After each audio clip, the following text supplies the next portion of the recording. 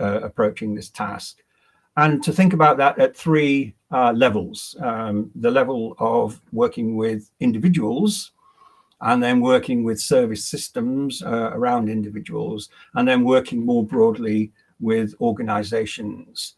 And the overarching framework, I guess, for some of this thinking will be around the constructive positive behavioral support. So I'm going to jump in with biomedical ethics, according to Beecham and Childress, who are very well known for their work in this area, and their four principles approach. And the third of the fourth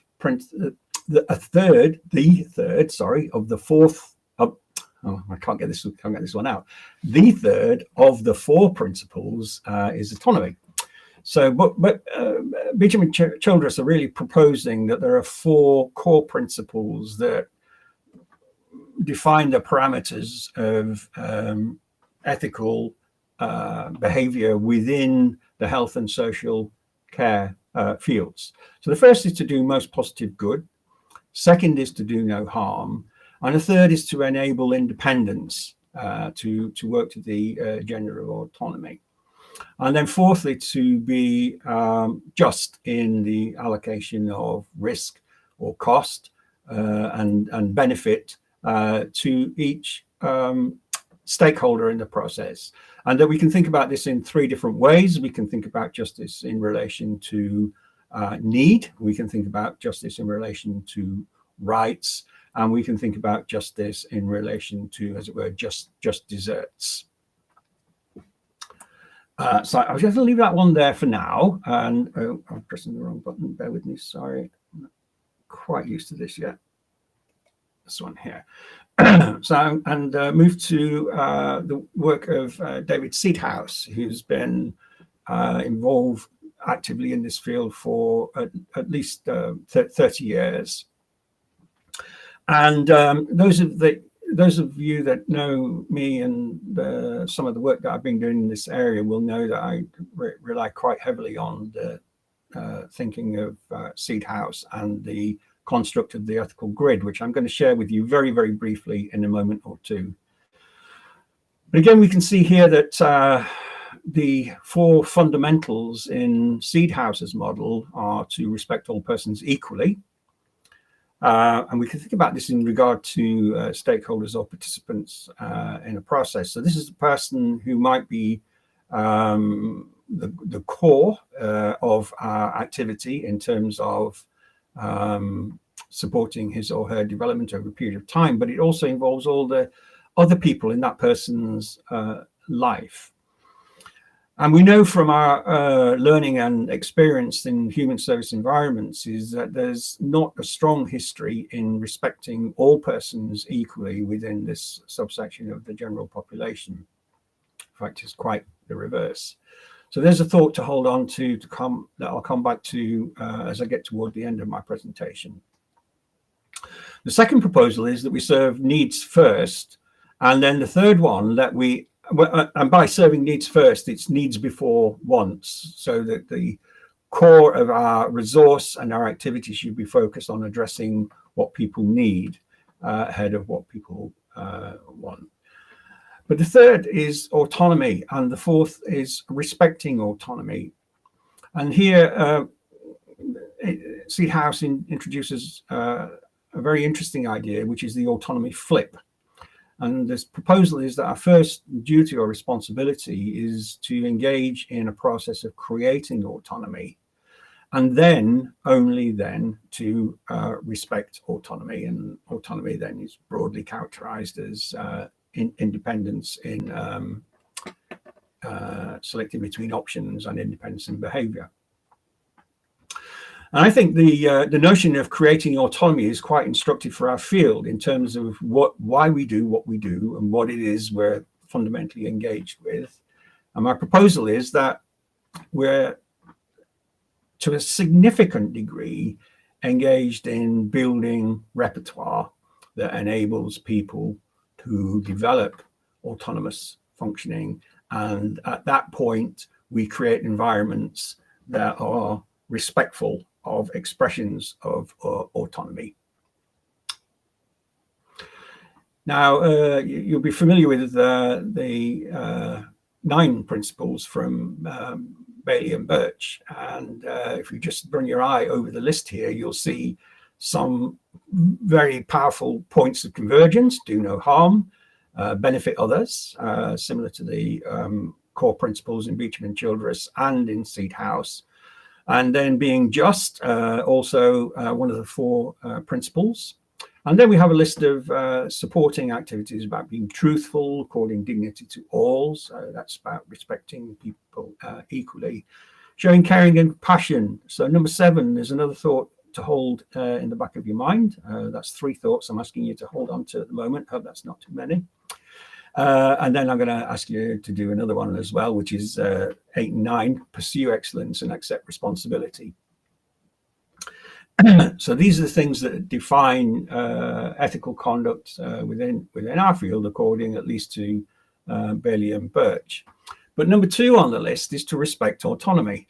And so if we fit this into the model that we've just been discussing, we can see that there's a golden thread that runs through all of the thinking around ethics within our own field, but also within the broader construct of ethics in health and social care systems.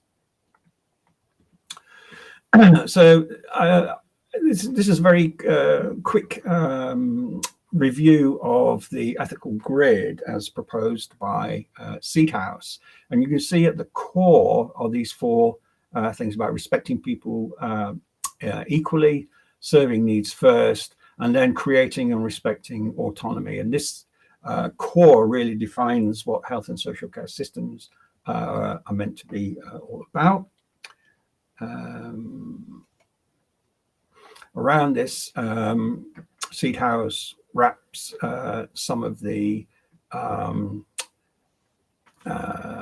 duties and responsibilities. So we're advised to always tell the truth, to be honest, to keep our promises, to minimize harm, and to do the most positive good.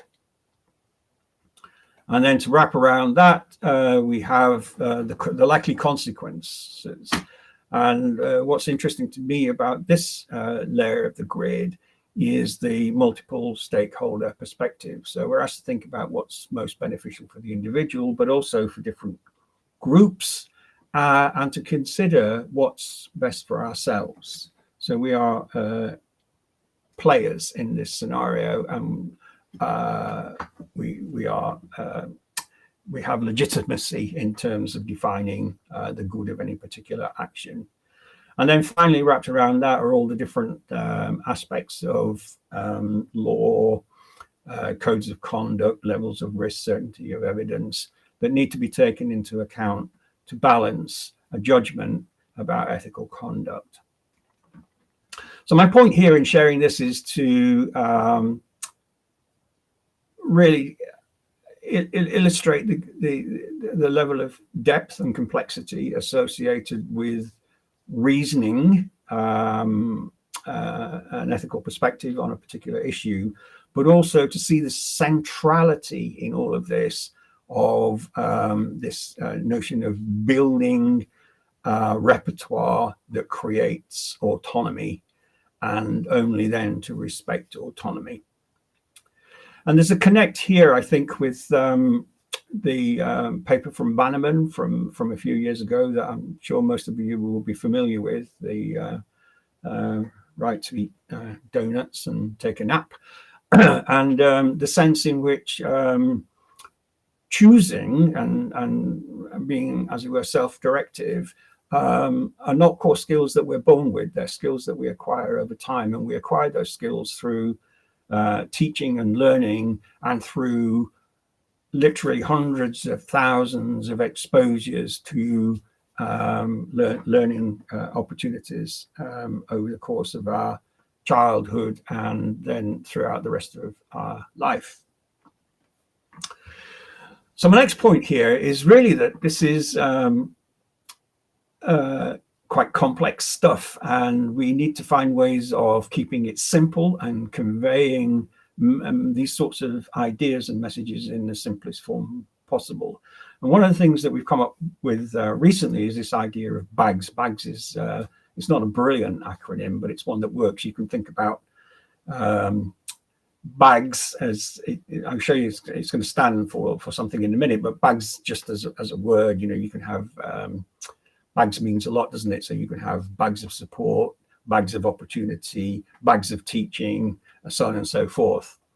But in the sense of it being an acronym, we're asking it to stand for something, and it's something that we can work with staff in schools, in residential settings, in community, small community homes, and even with families, thinking about something that's easy to remember and a framework which can inform moment-to-moment decision making and take a person closer to these sorts of outcomes.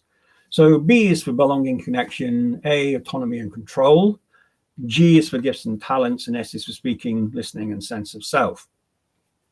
And A, the autonomy component of this, is pretty central and overlaps with other areas in the model. So I'll very quickly recap on this for you. Belonging is really about being part of a community, which can be defined in terms of territory, and can be defined in terms of communities of interest, or can be defined in terms of communities of attachment.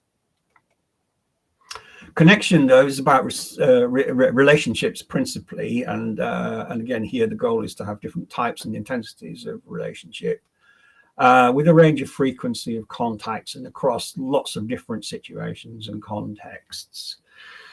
So the B is belonging and connection, and the idea is that we carry these ideas or framework or construct, whatever you want to call it, with us, and we can make decisions that take a person closer to belonging, connection, and avoid decisions that take people further away from belonging and connection.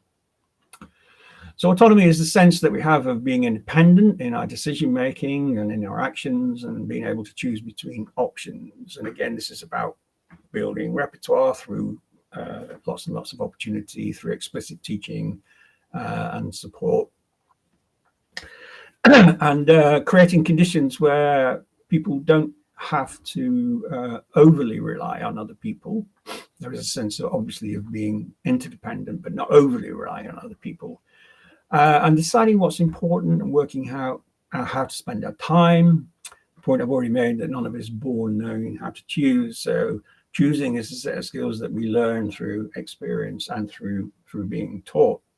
And of course, the implication for us is that we have to then, as Bannerman suggests, think about developing curriculum and teaching methods that build those specific skills in context and enable people to use those skills then.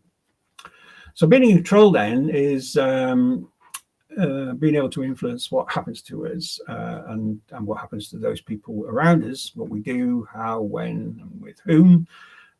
Things that are very fundamental, things that we often maybe don't notice in life, but are pretty important to us. Now, I'm going to come back to personal routines shortly, and my proposal here is to think about personal routines rather than institutional or any other type of routine, but personal routines being enabling and liberating in the sense that they are phenomenally person-centered. But I won't say too much about that now because I'll end up repeating myself later. So personal routines just really are about how we get things done and how we create space in our lives to do things that we want to do, and how we are able to avoid things that we don't want to do, to at least to a certain extent, or at least doing those things that have to be done when they have to be done. But again, fundamentally, part of learning to be, as it were, a grown-up is learning to accept things that are beyond our control and to accept things that need to happen even though we might not want them to happen. So gifts and talents is doing the things that let us know that we're alive. It's everything that we already know how to do and getting help with things that we can't do yet. And it's also about learning to do things that are important for us and to know to do and to know how to do. And implied in this is this sense of lifelong learning, so that learning is not only for children and young people, but is something that follows us through life, and none of us ever really stops learning. And so there's an implication there that in supporting adults in adult life, that at least part of that support should be a consideration of how to teach effectively. Finally, we've got S, which is speaking and listening. So this is giving and receiving information. It's been able to communicate effectively using words, pictures, signs, symbols. It's also about thinking and feeling, and having a sense of identity, who we are, what's important to us, how we see ourselves, and how we present ourselves in the world. And those of you who are familiar with normalization theory or social role valorization will have insight into the symbolic representation of disability within society, and how those representations can create positive and negative images, and how positive and negative imagery goes on to influence expectations and opportunities. So it can be fundamentally important in terms of how people's lives unfold over the course of time.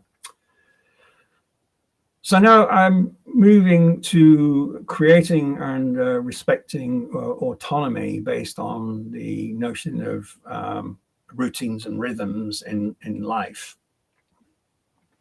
And my proposal here is that supporting personal routines is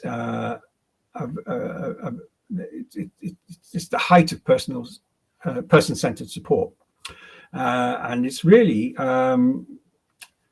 asking us a question of us in terms of the extent to which we are able to understand and be consistent in supporting individuals to live the sorts of lives that they want to live, rather than creating conditions under which people with a disability have to adapt their behavior continuously according to who's available to provide their support and assistance on a particular day or at a particular time.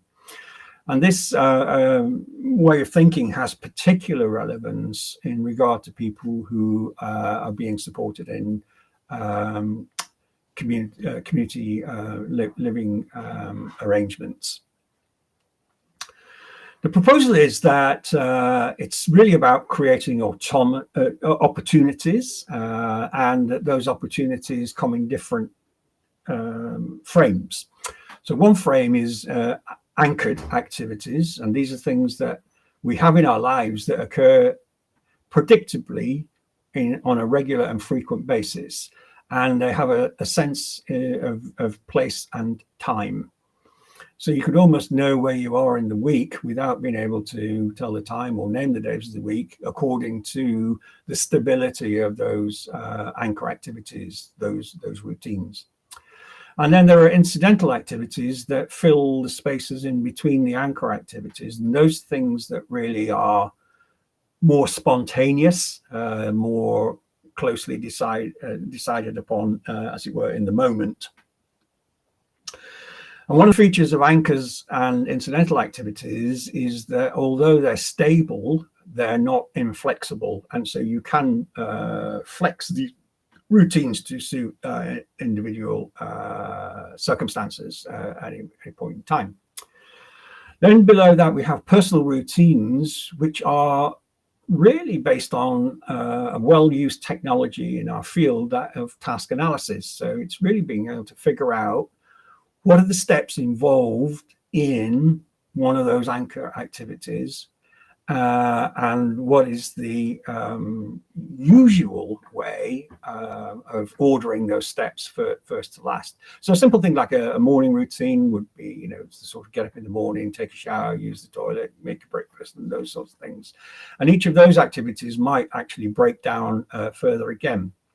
And I have scripts here in brackets because the suggestion here is that if we script these almost like a play, then we can train staff to support people in their own way of doing things, which means that we can reduce the level of prompting that's required, which then means that people can take control of their routines and be much more independent in following those routines.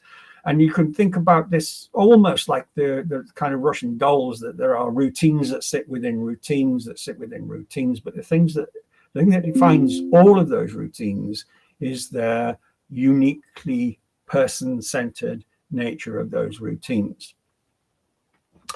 Household customs are the same thing, but these are usual ways of doing things that belong to a household or a group of individuals, rather than to an individual on his or her own terms. So household customs are things like, when do we get the shopping done? How do we organize meal times and things like that? And there is a vast array of options here for how things are done. The important thing is that we figure out what are the ways that suit the individuals that we're supporting, and how do we organize the support to make sure that those things are done in the ways that those people want them to be done. Now, there are 3 dimensions here that are worth considering, and I'm particularly relevant here, I think, is in regard to people who might be challenged by the level of demand in the environment. One is intensity, another is relevance, and the third is balance. So intensity is really a measure of how much. Relevance is a measure of how well does it fit with what would be important to each of the individuals. And balance, really, there are 2 dimensions to balance. One would be, as it were, across the curriculum of life, the range of activities that are available to all of us. And balance then also in time, so that things don't bunch up and all of the opportunities are, say, on a Monday, and then there's nothing there to do for the rest of the week. Then we have graduated assistance, and I can't spend too much time on this, but here we got the concept of task analysis, but rather than task analysis being done in a formal way and writing the steps down one to the end, we can teach it as a class, so that staff and people working in support arrangements are able to see every activity as a sequence of steps in the moment, and then to adjust the level of support and assistance at each step in the activity, and then use the process of differential reinforcement to strengthen behavior. So we can use our technologies here for shaping behavior and prompt fading over time. And against the 3 dimensions that I just mentioned, intensity, relevance, and balance. So we kind of have 2 things going on here. One is exploiting routines, and then the other is mapping on support and assistance as required. And the fundamental underlying construct that marries these things together is building repertoire to enable autonomy. Okay, let me go forward again. And I mentioned before this notion of learning being a lifelong activity. And for people who find learning difficult, we can increase the probability of success by adding structure to learning opportunities. And the way I've set the hierarchy here on the slide is that unstructured learning opportunities are the greatest in terms of the number of opportunities that are going to be available to people. There are also the opportunities with the least level of demand for time and investment from services and staff, and they also have the greatest potential for maintenance and generalization. But if people are not learning under those unstructured conditions, we can add one layer of structure and have semi-structured learning opportunities. And if people are still not able to learn under those conditions and the goal is important enough, we can move to structured learning opportunities. And what we know from our training and our clinical work is that there is phenomenal power in these technologies to enable people to acquire skills and then use those skills in their everyday lives. So my next section really is to talk about setting the environment, and I want to kind of cast this in terms of quality of life. So it's building environments that deliver good outcomes for people across the board. This idea of universal supports versus focused supports is perhaps relevant here. And then also to think about this in terms of state-of-the-art prevention. And I'm thinking here in relation to behavior of concern. So what I'm going to show now is not really for you, but this is really for how we communicate these ideas with the rest of the world. In some ways, we're very privileged because we've had an extensive training and opportunity to study behavior and its relationship with the environment. We have to find ways of communicating these ideas and making the ideas accessible to people that don't have the benefit of that level of training. So I think one of our messages to the rest of the world is behavior of concern is no different from other behavior. The principles are universal. The thing that is different here is the specific context around a given individual, his or her learning history and the contingencies that a person is exposed to on a day-to-day basis. But the special quality that defines behavior of concern really is its effects on the person and on the lives of people close to that individual. So another message from us to the rest of the world is that most of our behavior is learned, and not all behavior is learned, but most of it is. And that it's a function of its relationship with the environment, or more specifically, the interaction of an individual with his or her environment. I'll come back to that point in a moment or two. So I think what we're trying to tell the rest of the world is that in a behavioral context, the environment is everything that influences what we do. And the environment relation really has two things. One is it evokes behavior in the first instance, and then it selects behavior according to consequences. Excuse me. So what we do, which is our behavior, affects some change in some aspect of the environment.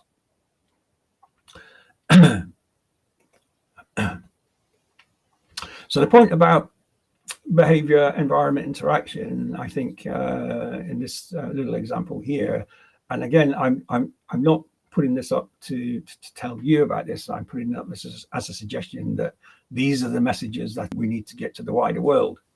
The room feeling cold is an interaction between a person and an environment that supplies the motivation or drive for behavior. The room being cold in and of itself describes a characteristic of the environment, but it's the interaction between the room being cold and the person that is the critical relation in regard to evoking behavior. So we need to sort of get this message across that it's to do with a person and his or her interaction with the environment. So then the behavior is turning on the heating, which modifies the environment. And then we have selection by consequences. And I think if we are careful about the language that we use and how we frame these ideas, we can get those messages to the wider world. And the suggestion here is that even where there's a strong biological component to the occurrence of behavior, context is always going to be important. Again, behavior that operates on the environment, we know it has a history. We know that there's a context which is motivative, and that divides into appetitive, control, and avoidant behavior. And we know that behavior produces consequences, and that those are added or removed. And then there's the discriminative function. So in terms of influencing behaviors of concern, I mentioned a moment or two ago the idea of universal supports versus focused supports. And I just want to kind of explore the quality of life and prevention angle around universal supports in terms of getting the environment right. The idea of universal supports is that by virtue of being available to all of us from a variety of sources, those supports are definitively universal. Now, you'll be familiar with these different aspects of the environment, but in a sense, we could think about prevention in terms of getting the environment right in each of these areas. And rather than describing the environment as something that exists in and of itself that has multiple components, we can describe in a more accessible way, perhaps, the environments as being discrete but interrelated. So I'll go through these kind of one at a time in a little bit more detail, but in a sense, the broad sweep here is to make everywhere as comfortable and attractive as possible, to enrich the social environment with plenty of opportunities for contact and interaction, to make sure that the tangible environment is accessible and able to be controlled by the individual, to provide support and assistance instead of demand and control, so to minimize the antecedent context that evokes escape and avoidant behavior, and to observe and manage the physical aspects and emotional aspects of well-being through observation. So events that occur, as it were, inside the skin that can't be accessed directly through observation, we can look for behavioural indicators in that context.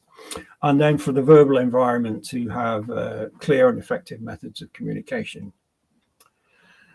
So the next few slides I'll whiz through because you will be familiar with the content, but I'll just pick up a few points here and there. And on the physical environment, it's paying attention to aspects of the physical environment that may be experienced differently as a function of physical or sensory impairments, and how that might impact how a person experiences the world. The social environment, this is really principally this idea of enrichment, about varying the level and type of contact and spreading out opportunities so that there are always going to be opportunities for people to spend time with others. And then finally, the bottom point here is to not give up on people who find difficulty with interacting with others, so that we respect the desire to be alone, but we respond to approach. We make offers of contact a little, and often we can associate contact with things that are light and not just be restricted to instructing people and correcting people's behavior. So one really nice idea comes from work by a guy called Steve Martin, who talks about the trust account. We can think about this in terms of rapport building, but a trust account is a bit like a bank account, but in terms of deposits, you're making investments with an individual, and you don't make a withdrawal until you have enough capital in the account to justify that. A really nice way of thinking about rapport building in a way that is functional and accessible. So the tangible environment is really making inroads into autonomy and control, so that people can take control of accessing activities and food and stuff like that. Excuse me. And also supporting the personal and household routines that we talked about earlier. So these things taken together are really a constellation of supports that would enable people to build repertoire through experience and give practical expression to preferences under the ambit of autonomy and control. But there's also this notion of accepting what can't be controlled and what can't be provided in the moment. Task demand environment is really about providing support and assistance, but there's also the antecedent manipulation. So setting activities that match preferences, sequencing high preference and low preference activities, being aware of levels of complexity, and the kind of pairing procedures that we mentioned earlier, and also being able to adjust assistance according to what's required in the moment using the momentary task analysis that I was chatting about earlier. Then in terms of in the inner world environment is being alert to changes in behavior that might be indicators or reliable indicators of pain or discomfort. And then finally, the verbal environment here is having clear methods of communication. In regard to behavior challenges, one of the important things that I'm not sure we pay sufficient attention to in a developmental sequence is habituating to minor problem behavior or minor behavior of concern, because what's at risk there is shaping up higher intensity behavior. So where we can use the framework of functional relations really to develop a nice, easy, accessible framework for building quality of life and supports around an individual. So I'm just going to check the time, see how I'm doing for time. We're a bit late starting, so I think I've got a few more minutes. So setting the environment, simple, easy to understand, not so easy to do, and we shouldn't assume that it is an easy thing to do. We have to work quite hard at it, and the evidence for that is that we don't see an abundance of supportive environments in human services, generally speaking. And this is one of my favorite cartoons of all time, which is about the reciprocal nature of reinforcement. But in a sense, I think the message here is that although we're trained to work as objective observers, I think we're part of the system, and we need to acknowledge that our own behavior and thinking is shaped by the environment that we are part of, that we work in.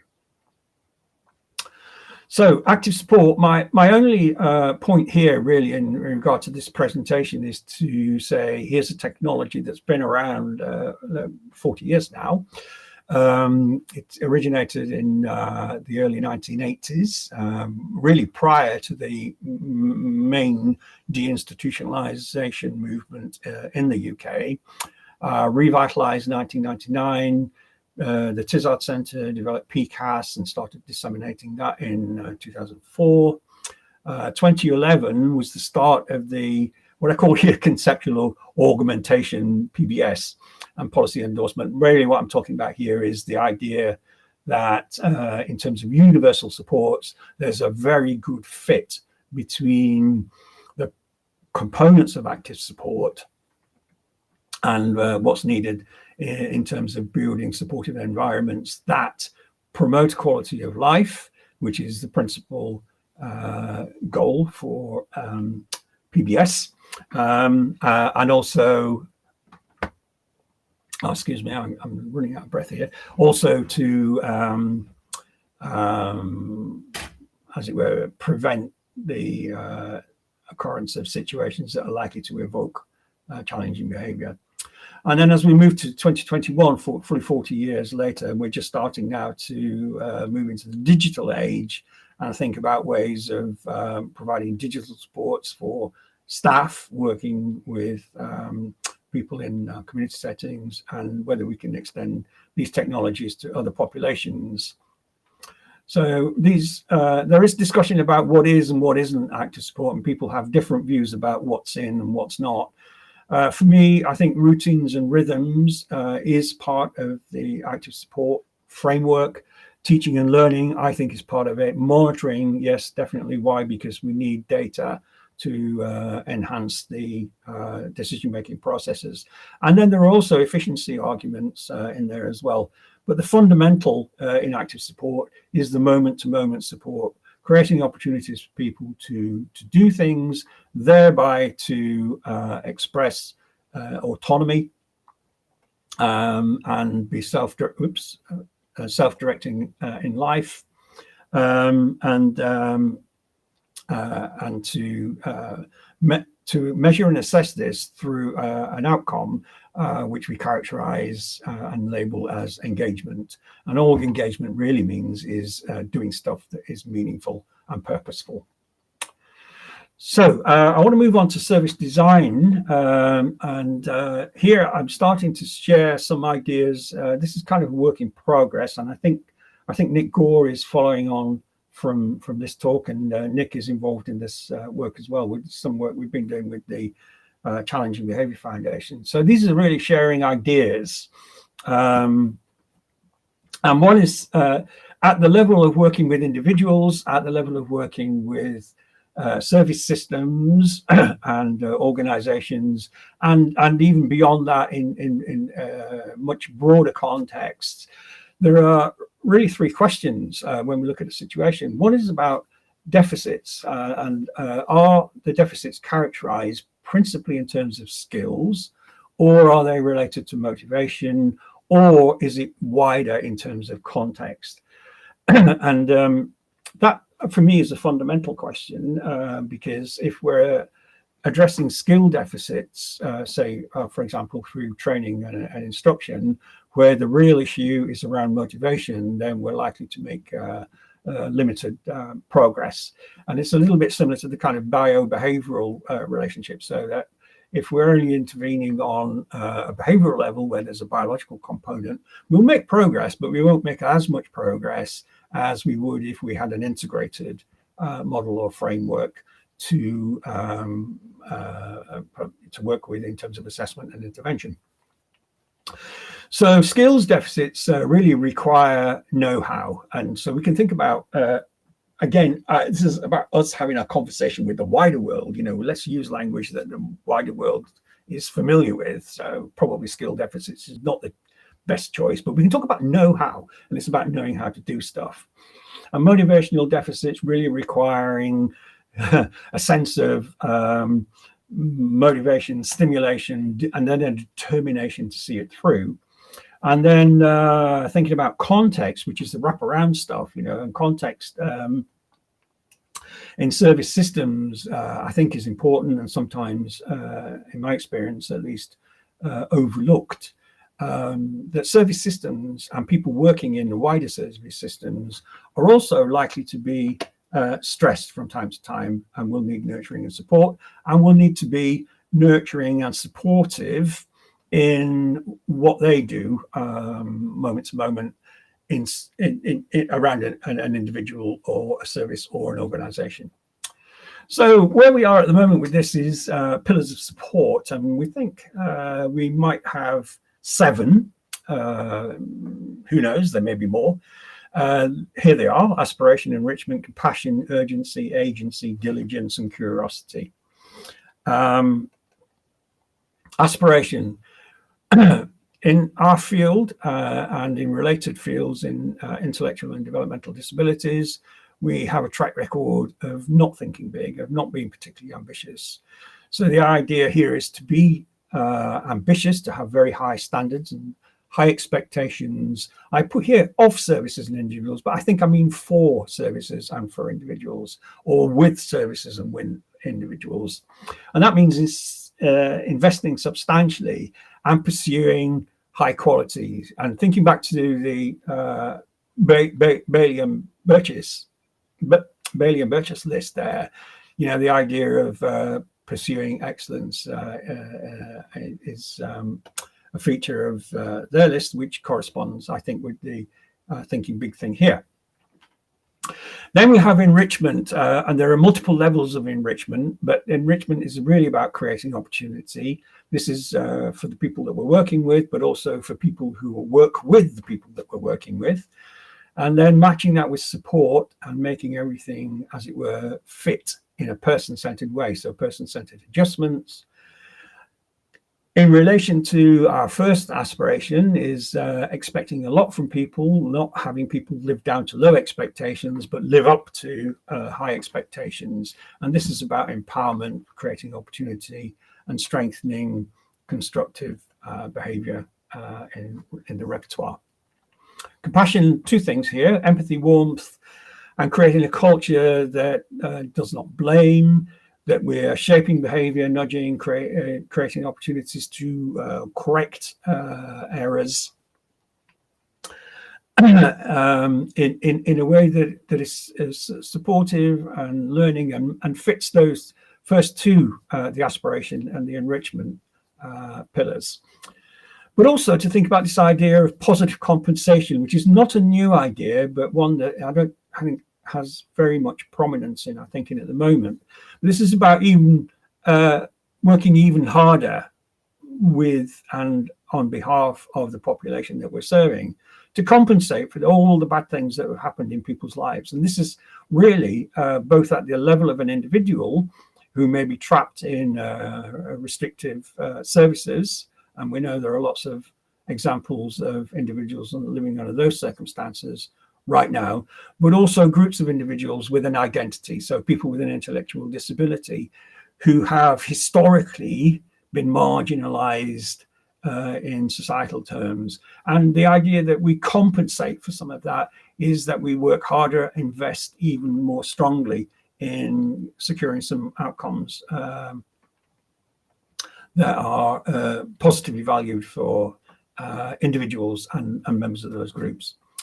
Next is urgency. This is about making things happen rather than having things blocked, or people engaging in and organizations engaging in displacement activities. And there are some interesting ideas in our own field, but also in other fields that are not directly connected with our own work. So I've given a couple of examples here about working methodologies that might be adapted and applied in our field to make things happen. Part of making things happen is taking responsibility. So this is the idea of agency. And for some people, this is going to be about leadership, and for other people, it's going to be about following, and for other groups and individuals, it's going to be about collaborating.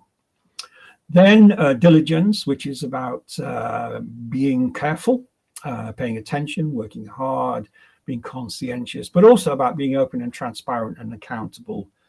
And then finally, curiosity, which for me is about interest and commitment, about researching options, about innovating with solutions, development, enhancement.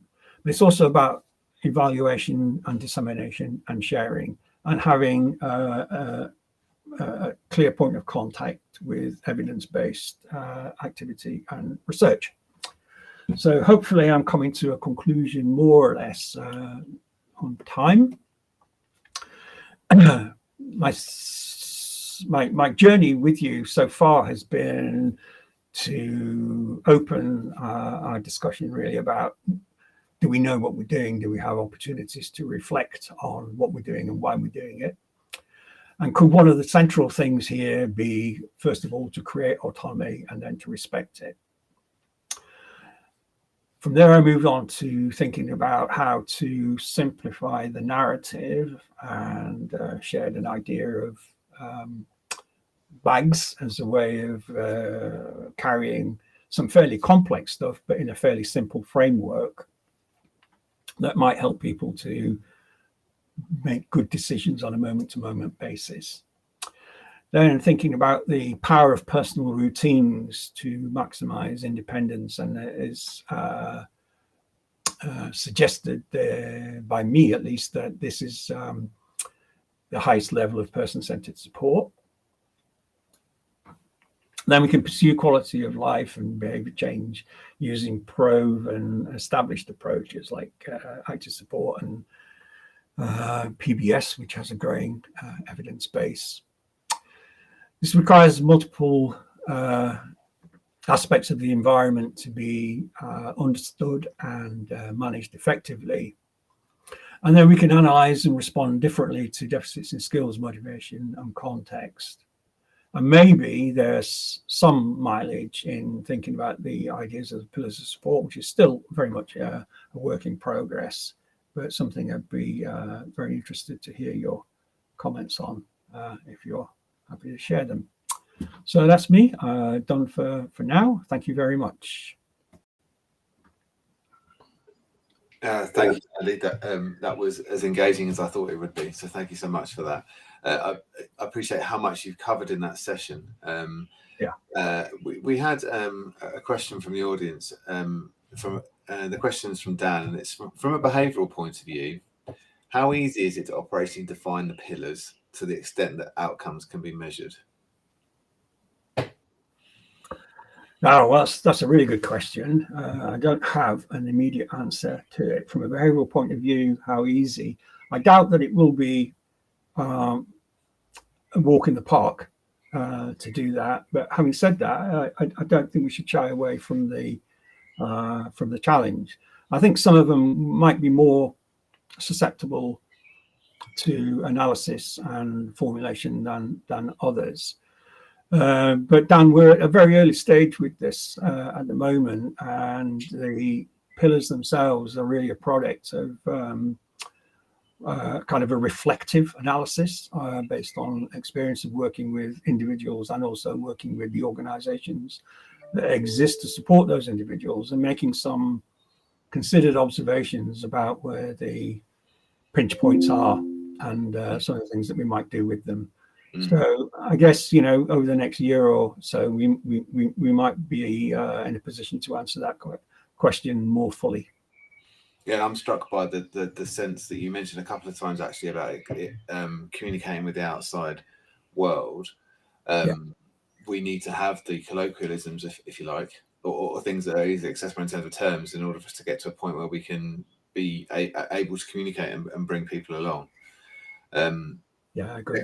I noticed a couple of pieces in there around, well, not pieces, a whole section on active support, and that the point you made about engagement. And yesterday we were exploring this idea around social constructs and kind of who decides what engagement looks like, or what the social constructs of meaningful engagement mean. And I just wondered from your own practice, because from personal experience, you've been teaching, training, implementing active support for many, many years.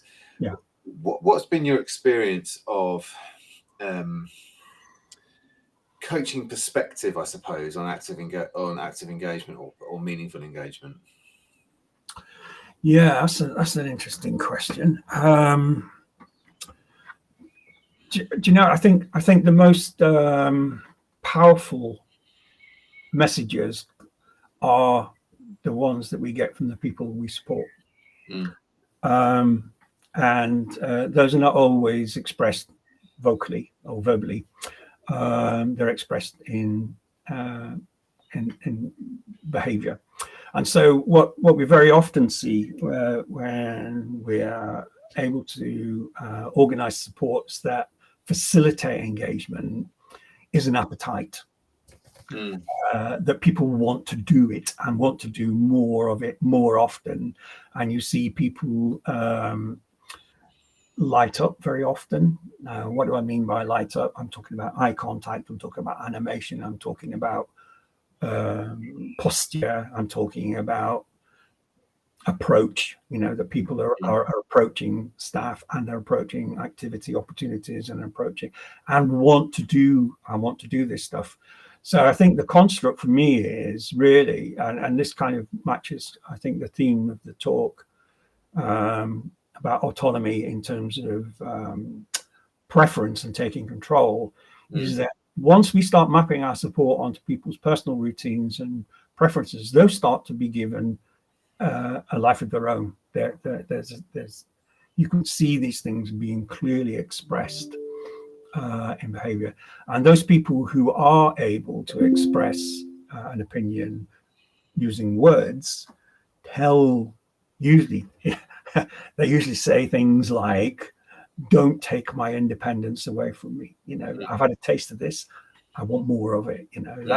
That's the message that you get.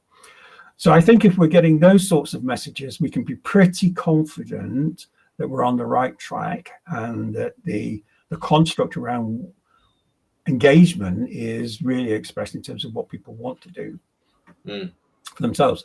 Now, for some people with a history of aversive control or engagement that evokes an escape response, we're into the autonomy flip there, I think. So we're into the business of create autonomy, then respect it. So if people are engaged in avoid or escape behavior based on limited repertoire, limited experience, limited opportunity, I think we have a responsibility to create those learning opportunities.